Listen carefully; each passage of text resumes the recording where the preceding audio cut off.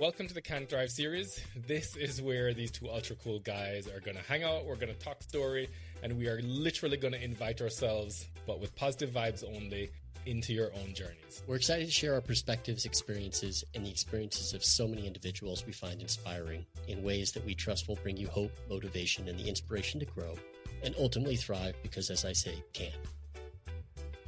Jason is my coach, a cool Jamaican now living on the island of Kauai.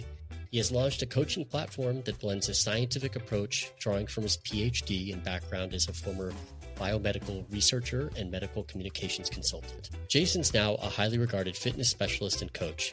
He focuses on tapping into his clients' sense of strength as they physically and mentally transform and thrive. Yeah, it's true. I am Andy's coach. This guy is an entrepreneur. He's the founder of a local Kauai apparel brand known as Can Period, which is really rooted in the principles of positive psychology. He's also a dedicated nonprofit fundraiser with a background as an elite endurance athlete and somebody who cherishes all the endorphins that are downstream of really challenging physical activities, usually very, very cardio focused. But he's super committed to continually improving in all aspects of his life, and more importantly, in helping others to discover their own spirit of can. All right, guys, welcome back to the Can Drive series. Andy, how are you doing? Doing well. How you doing? Yeah, pretty good for the middle of the week. And got past the tsunami? Why would we start with that? Yes, survived the tsunami. It was, luckily it was more of a scare than a reality in the end. But I don't necessarily want to relive either portion of that. So I'm happy to have survived with traffic jam. And I don't miss those sounds on my phone, but glad everybody's safe. Yeah, the sounds on the phone, the actual sirens by the harbor, none of it was great. On the flip side, on the other end of things, everything's good. A little bit more grateful for what I have, to be honest. Yeah, yep, it always does that. Yeah. So thank you to you guys for joining, because I tell you what, the topic that we're going to cover today or address today really is something that was brought to us by one of our viewers and or listeners. Not quite sure. And the idea that, we're going to dig into a little bit is, how to remain quote unquote positive, how to, tap into what's going well when those around you maybe don't have the same tendency or viewpoint or tend to be a little bit more negative or, have a fault-finding mindset, and what that can mean for you as you interact with people in your usual day-to-day lives, and whatever that might look like. Andy, any thoughts initially to sort of kick things off? Yeah, I would just say, we talk about positive psychology here a lot, and obviously you can spend 8 to 10 to 12 hours a day around others. And so they have a huge impact on your psychology, your positive psychology, your negative psychology, whatever it is. Mm-hmm. So, I think it's actually a worthwhile topic to dig into, because workplace happiness is a significant piece of well-being altogether. It's obviously hard because we're talking about the dynamics of lots of people in an environment and not your personal control, I guess, over your own well-being. You're doing your very best to navigate maybe somebody else's well-being. When I think about something like this, you're exactly right. I mean, none of us are sort of solitary creatures. As humans, we are evolutionarily social and depend on our interactions with others for many multiple things and areas of our lives. In the environment, for example, of the workplace, it's a matter of, cooperativity, often to, meet goals, execute on tasks, and ensure that is happening in the most efficient, effective, and then pleasant way possible. So really trying to put yourself into the context of, okay, well, I'm in an environment that, there are positive aspects of the environment. There may be some negative aspects in terms of the social interactions that take place. And the place that I would start, in the shoes of someone in a quote unquote negative work environment is starting to reflect on, well, I'm in this environment. What are the positives? What are the things about the work environment or the work itself that is valuable and meaningful for you? And starting to shift your gaze a little bit more toward what those things are, with the idea that the appreciation of that stuff may help the more negative or the things that you don't enjoy per se to fade a little bit in their impact. Yeah, so I was thinking about, I joked about the idea of like stoke Mm-hmm. intelligence on a previous podcast, and I think there's also gripe intelligence. I mean, there's this idea that like negative things are going to occur at work, and Right. how you handle them make you a better fellow employee and friend Mm-hmm. at work. And sometimes it's really hard when you're dealing with something negative, either personally or Mm-hmm. a challenge at work, and you Right. want to reflect on it or share about it.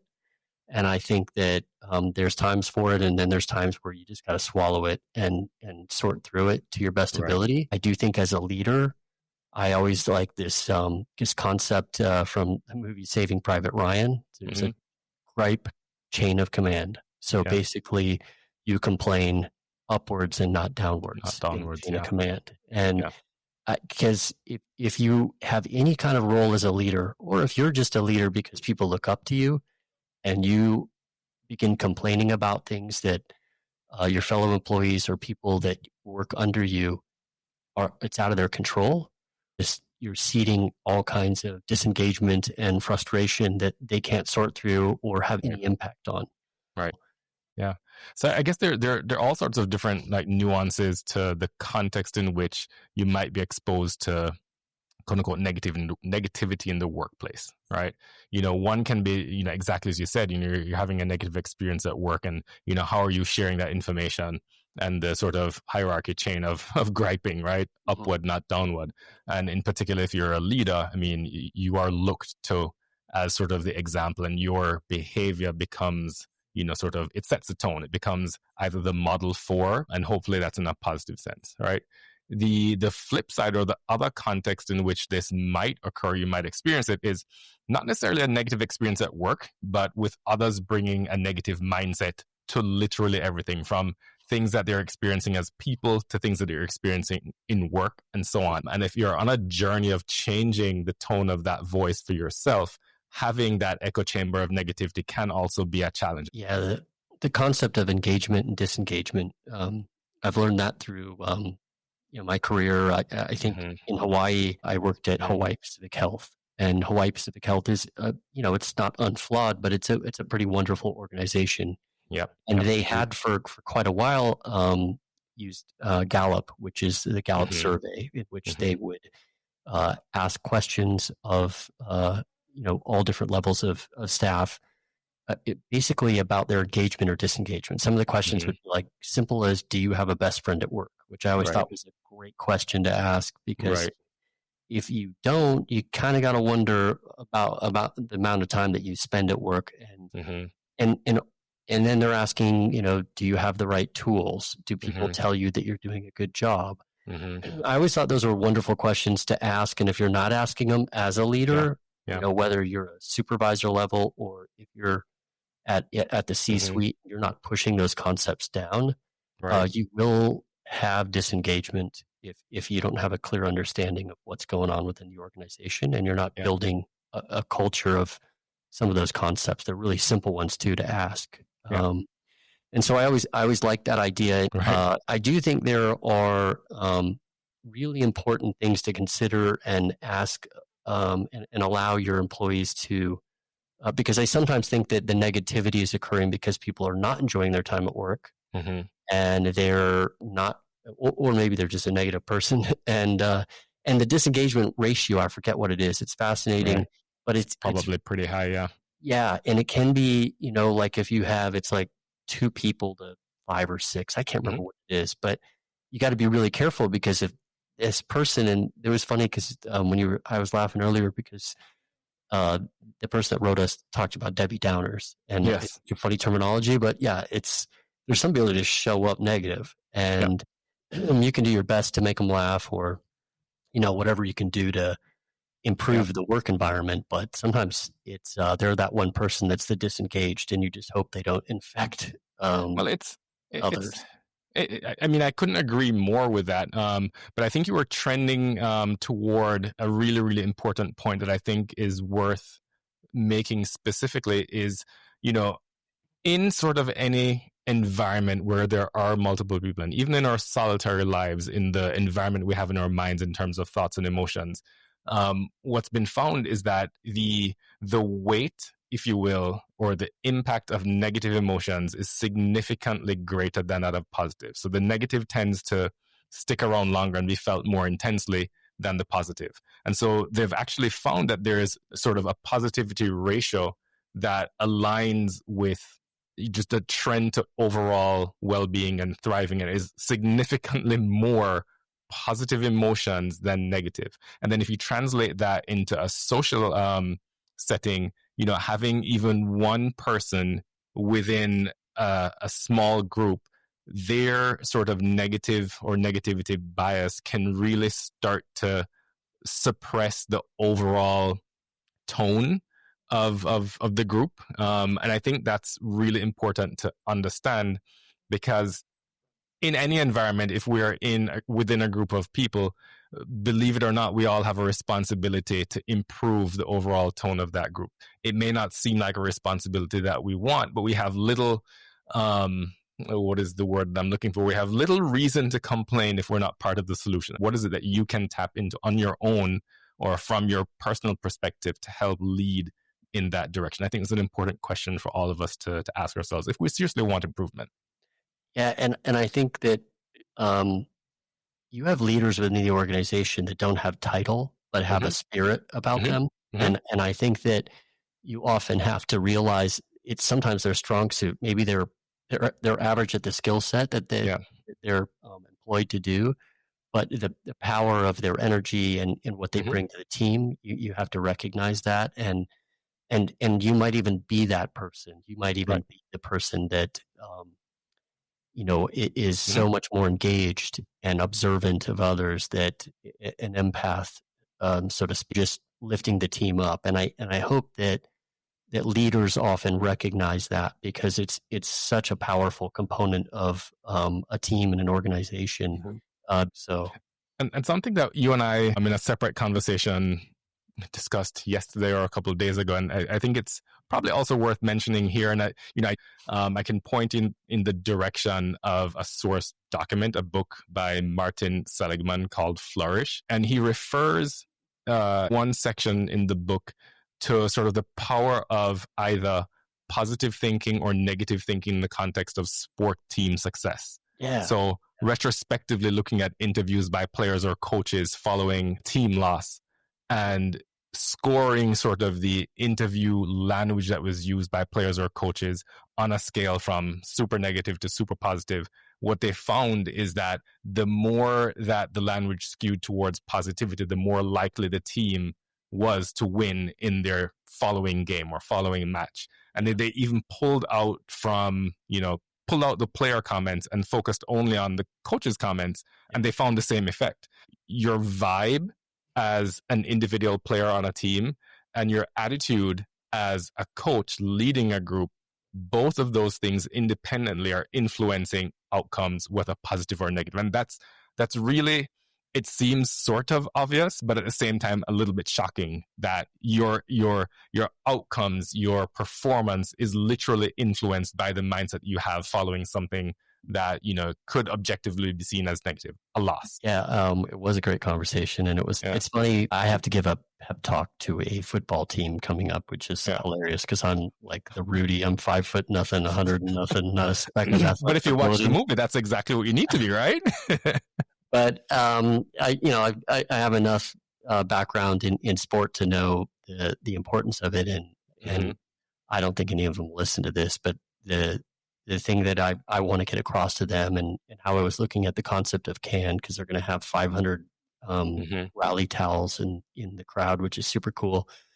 And for me, what I want to get across to them is the concept of CAN in that instance is the processing of CANT as quickly as possible. So expediting the process of CANT, because if something negative happens in a play, by the time you get back to the huddle, you better have processed it or compartmentalized it or done something with it.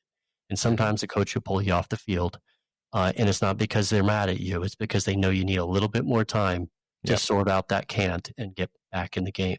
Yeah. And I think it's such an important, I started to think of the collective can versus the collective can't of teams. And so much when you watch sport, it's momentum.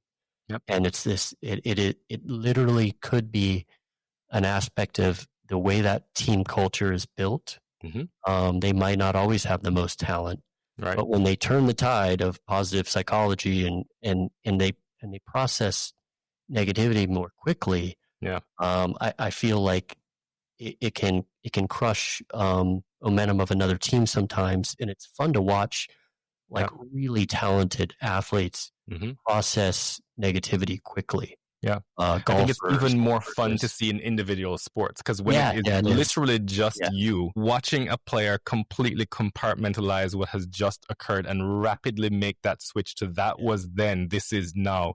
And like, you see the self-belief and sort of that determination to move in the direction that they want. And it literally happens. You're like, oh, they're manifesting it. Well, they're doing exactly what you said. They're processing that can't and switching over to their can mindset as quickly as possible. And it has, it can have dramatic results. And if you happen to be a captain or one of the better players on the team, there is an expectation of setting a tone for the team because they were already looking to you. Absolutely. And so you have an incredible opportunity to impart wisdom and culture on others around you. And that's why I think people become team captains is often, and hopefully coaches really practice these things because it's so key. Yeah, I think, from my own practice as a coach, I think one thing that I will share with anybody listening out there, and it's a remarkable tool both as a coach and as someone who is coached or just a regular person, is the idea of thinking about a situation and trying to identify the best thing. We're so good as humans for hunting for the things that aren't going well or the negative. We're a little bit less good and we remember less well the things that are going well. So the minute you ask somebody, what's the best thing that's happened so far this week? Almost everybody's going to like really stop and pause and think. And now they're like really trying to go through everything that's happened, but they're hunting for the good stuff. And the minute they grab onto something that was awesome, the best thing, body language changes, the energy that you see changes literally right in front of you. And that's just sort of a coaching technique to help people to shift their energy and to shift their focus over to something that's good. And in the work environment, even if you're around people who are quote unquote Debbie Downers or consistently negative, presenting the question of, hey, what was the best thing you did this weekend? I mean, that might take them completely off guard because they're ready to complain about something. But the minute you stop them in their tracks with that, what's the best thing question, you've energetically completely shifted them, and you're going to be surprised by the effect that can have. Yeah. And that's your tool with me. So it works. Every time. I'm not immune to it. No, none of us are. And that's the cool thing. It's great to be on both sides of that question, the person asking and the person being asked. Yeah. And the pause thing is pretty funny that but it's also fun if you pause and you've got several and you get to sort through them. I think that's a feeling of gratitude that you might have in your life. But people don't pose that question very often. Something you can ask yourself. If you find that you are, in a zone of quote unquote negative that you're not really liking or enjoying and you want to shift that, people call it by, different names, a gratitude practice, a what went well practice. You can call it by whatever name you want. The idea is asking yourself, what's good? What's great? What went well? And taking the time to think about, to process your thoughts and answer the question. You're going to come out on the back end of that process in a different, more positive place. But to really get back to the meat of it, if you find yourself in a situation either at work or in your social circle or family where there is a prevailing sense of negativity that you're not wanting and you're working on yourself to be a little bit more positive, the first thing I'd encourage is just pause, reflect on where you are and whether or not you are contributing to that environment, but certainly provide others an opportunity to see what their approach might be and how they may be contributing to the negativity by simply holding up a mirror to them and asking what went well. invite them into a place of positivity, and that will most likely lead the group and the vibe and the environment forward. And I'll just say we love the idea of people sending in topics, and hopefully you like us chopping it up here and sharing, our thoughts and ideas and Jason's background in coaching. So please send us any more topics or ideas, and we'll do our best to slot them in. Yeah.